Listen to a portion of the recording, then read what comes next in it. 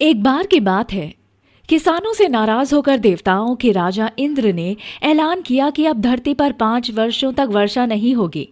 अतः उन्होंने किसानों से कहा, हे धरती के किसानों, अब धरती पर 5 वर्षों तक खेती नहीं कर पाओगे क्योंकि मैं वर्षा नहीं होने दूंगा। यह सुनकर सारे किसान बहुत दुखी हो गए और उन्होंने इंद्रदेव से हाथ जोड़कर प्रार्थना करी, मगर इंद्रदेव नहीं माने। उन्होंने कहा, अगर भगवान शिव अपना डमरू बजा देंगे तो 5 वर्ष से पहले ही वर्षा हो जाएगी।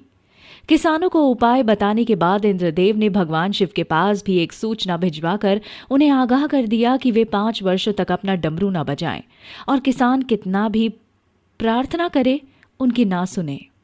इस तरह से जब किसान भगवान शिव के पास पहुंचे और उनसे डमरू बजाने के लिए प्रार्थना करने लगे तो भगवान शिव ने कहा कि अब डमरू 5 वर्ष से पहले नहीं बजेगा।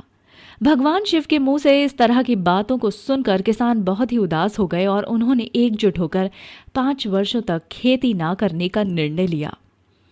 उन्हीं किसानों में से दीनू नाम का एक किसान था जिसने अपनी खेती को करना नहीं छोड़ा।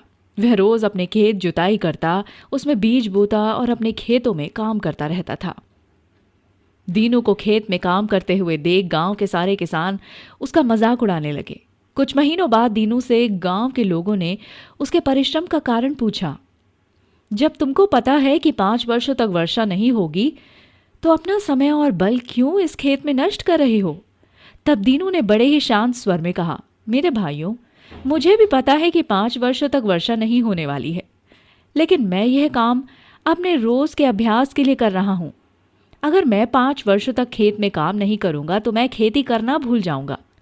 मेरा शरीर थोड़े ही समय बाद थक जाने लगेगा, इसलिए मैं यह काम रोज करता हूँ ताकि जब 5 वर्ष बाद वर्षा हो तब मुझे अपने काम करने में कोई कठिनाई ना हो।